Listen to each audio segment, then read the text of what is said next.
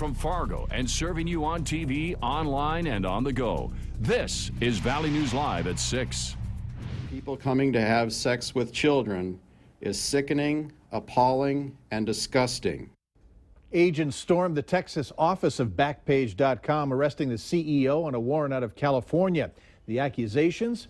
He, along with 2 associates, pimped out minors, some under the age of 16. Here in the Valley, law enforcement has known for some time now that these terrible things are happening through this website. Valley News Team's Bradford Eric asks, why can't we just shut this website down? Backpage.com has been held in contempt of Congress, has been the subject of congressional legislation to make listing ads for sex a crime, and been the subject of a letter signed by 48 state attorney generals, all alleging the company turns a blind eye to underage sex while raking in nearly $23 million a year. Here in the Valley, 18 people were arrested early this past summer as police used apps and websites, including Backpage.com, to send a message. It's a sickening thing that we have going on, and we're going to do our best to continue to combat it so that anybody that's looking at one of these places that hosts ads for these kind of connections, hopefully the person sitting behind the computer gets the message. So why can't we simply shut this website down? Because it's not that simple. The federal government isn't even sure they have jurisdiction. The FCC said in front of Congress last year they don't know if they can shut down ISIS websites. And then the Department of Justice closed down Mega Upload, accusing them of federal copyright violations.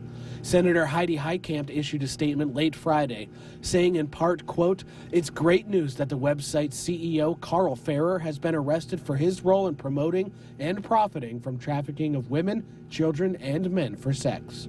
Bradford Eric, Valley News Live. Backpage.com remains up and running online.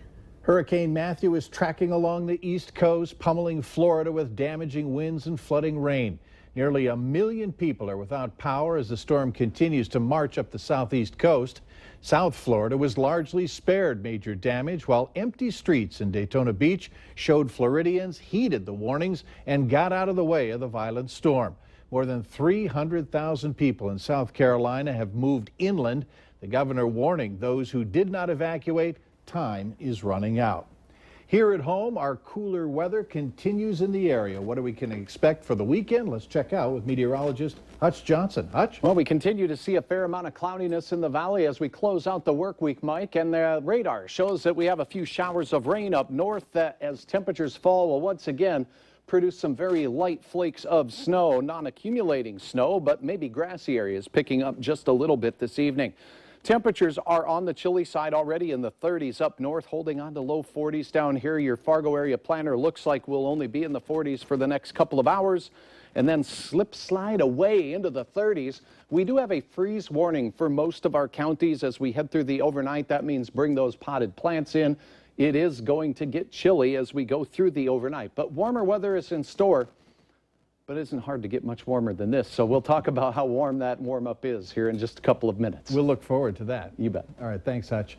Remember, you can stay up to date on the weather conditions where you are anytime on your smartphone or tablet. Just download the Storm Team Weather app to get the latest weather conditions and even follow the radar live. Search VNL Weather in the App Store. The possibility of a school shooting is a parent's worst nightmare. However, at Crookston High School, they have added a new layer of security to keep firearms and ammunition out of the school and off school property. Schools in Fargo and Grand Forks occasionally have police dogs search for drugs. It's hoped to act as a deterrent. But at Crookston High School, they have contracted with InterQuest Detection Canines. Company officials say their dogs can also find firearms, ammunition, and alcohol. And those dogs happen to be trained in firearms or firearm detection.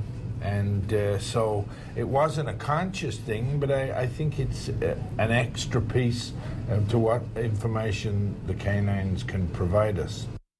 Sarah Fox of InterQuest Detection Canines in Wadena says when she started the business 14 years ago, she wasn't serving any schools. She says today she contracts with more than 100 schools in northern Minnesota. In Detroit Lakes, Minnesota, police are asking for your help in identifying a suspect in a stolen debit card case. Here's a look at a surveillance photo. If you have any information on this man's identity, you're asked to contact Sergeant Strand. The phone number is on your screen, 218-846-3204. It's Friday and time to take a look at this week's Valley's Most Wanted. Police say Jody Hollenquest is wanted for a parole violation after felony counts of assault, disorderly conduct, domestic assault, and fleeing police. You can call your local law enforcement if you have any information on Hollenquest. A Fergus Falls man was killed after he was involved in a hit-and-run accident while he was riding his bike. 19-year-old David Grotberg was a student at Baylor University in Waco, Texas, near the crash site. Witnesses told police a car was driving at a high speed, hit Grotberg, and kept on driving. Grotberg's girlfriend was with him at the time of the crash. She was not injured. The days are ticking until you cast your ballot in the general election. North Dakotans will be voting on 5 measures. One of them involves the rights of crime victims. It would lead to the changing of the state's constitution. Valley News Team's Ashley Bishop spoke with supporters and opponents of Measure 3 and found out what your vote would mean. And we can do even better by adding Marcy's Law to the state constitution. The proponents for Measure 3 say it will help crime victims by adding more protections, like making sure they are notified about plea deals, parole hearings, and the right to refuse interviews or depositions made by the defendant or their attorney. It is constitutionally protected and levels the playing field between defendants and victims. Laura Viazzi said Marcy's Law is drafted after what is the current statute, and that many of the groups opposing the law were once on board. I think there has been a lot of, unfortunately, untruths that have come out about the cost and what it's going to cost to implement this system. Opponents of Measure 3 say the state calculated Marcy's Law to cost an additional $4 million over 2 years. It's going to be salaries for people, for victims advocates. There's going to be some cost in printing all these Marcy cards that everybody's going to have. There's going to be some cost in administratively in the courts. Bob Wiefeld explains in addition to the cost, it would be the longest single amendment in the state's constitution and is poorly drafted. I'm not opposed to it because it's going to be a burden on the state's attorneys or the victim advocates out there. I'm opposed to it because it is bad constitutional law. Wiefeld wants to remind people that if voted in, the whole law goes into effect, not just parts of it. In North Dakota, we have cold weather, but very warm hearts. And that's exactly why victims' rights are so important in North Dakota. Ashley Bishop, Valley News Live. North Dakota already has a statewide victim information system called SAVIN, but it's a program that victims must opt into and register to be notified.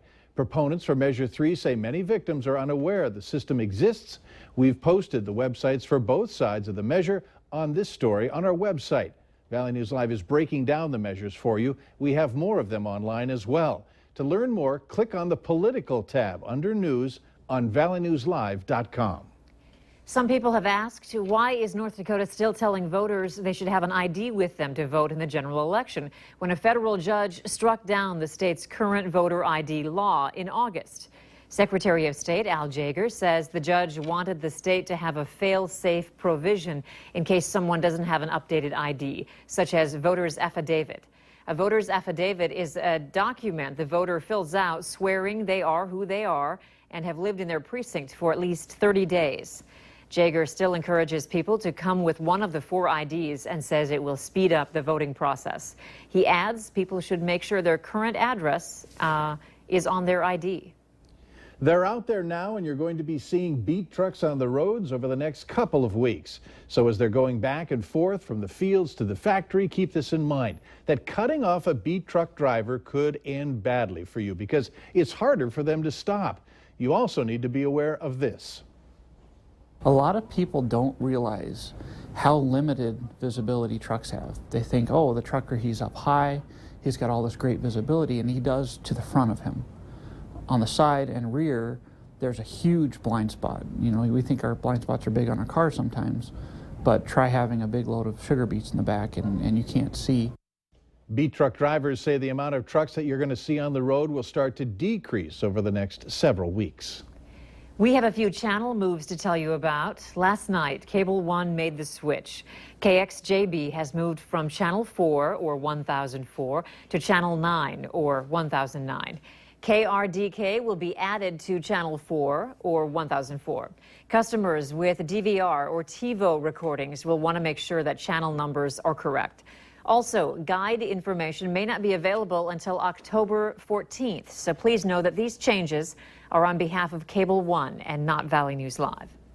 Kids, if you're interested in learning about farm animals, tell your parents to watch. Later on Valley News Live at 6, where you can go tomorrow for moos, ewes, and more. All right, and as we head through the evening, we have a freeze warning for most of the valley. We missed a record high today by a mere 42 degrees. Your hour-by-hour forecast is coming up right after this.